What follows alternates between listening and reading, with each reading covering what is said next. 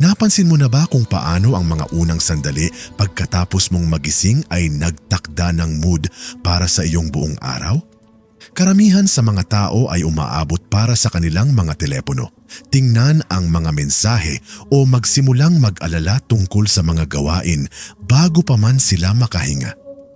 Ngunit ang paraan ng pakikipag-usap mo sa iyong sarili tuwing umaga ay makapangyarihan.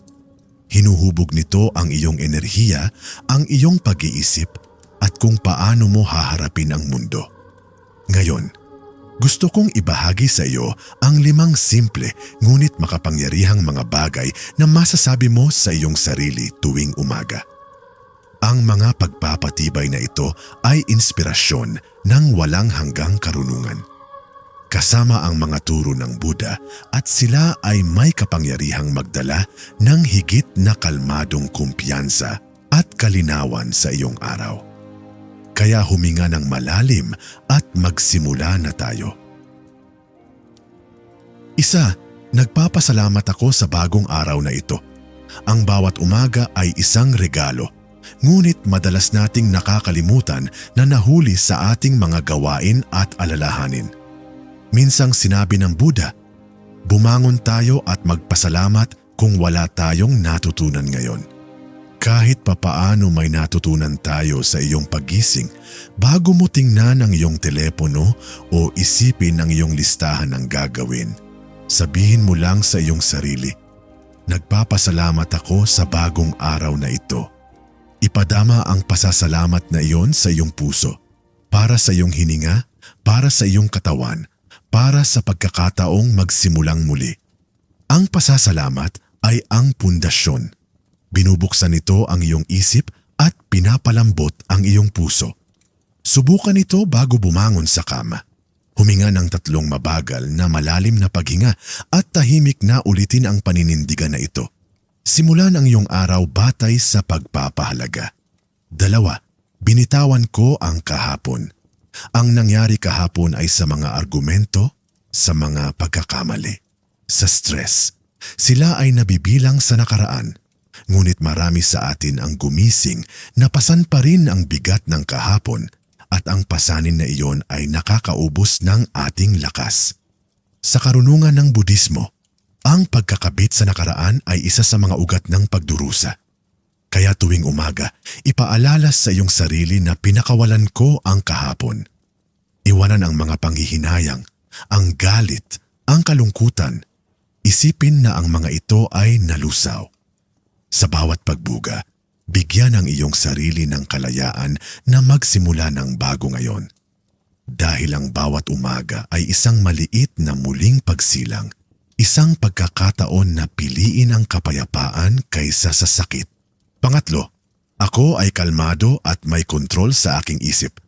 Susubukan ka ng mundo ngayon na may stress, may mga hamon, may mga distractions. Ngunit tandaan mo ito, ako ay kalmado at may kontrol sa aking isip. Ang Buddha ang maghahari sa iyong isip o ito ang maghahari sa iyo. Ang iyong isip ay maaaring maging iyong pinakadakilang kaibigan o iyong pinakadakilang kaaway. At ang pagpili ay sa iyo. Kaya bago magsimula ang kaguluhan, iangkla ang iyong sarili sa paninindigang ito. Damhin ang katahimikan sa loob mo.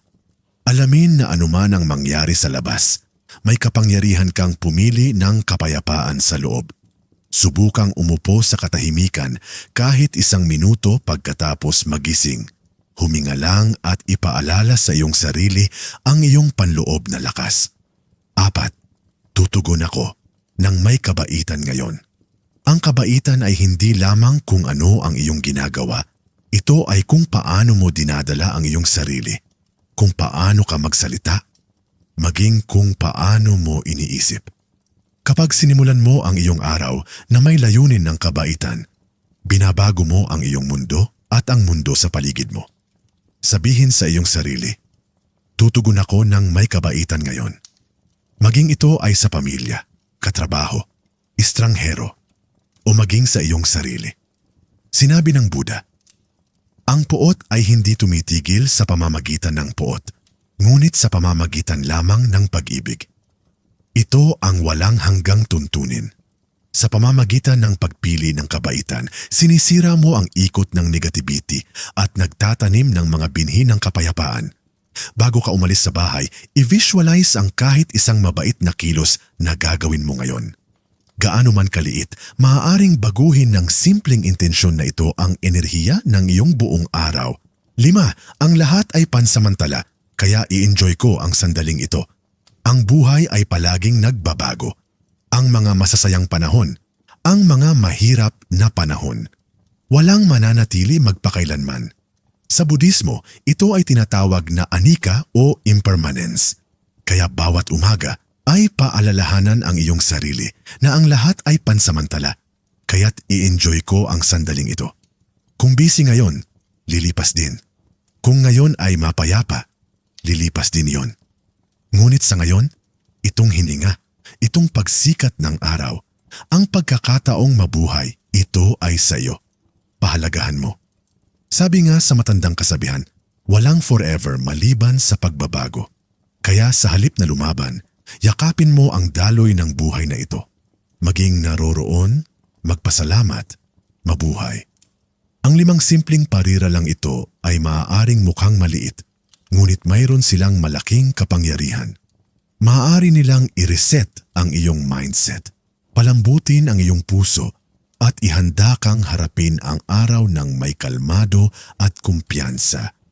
Kaya inaanyayahan kita, subukang sabihin ang mga pagpapatibay na ito tuwing umaga para sa susunod na 7 araw.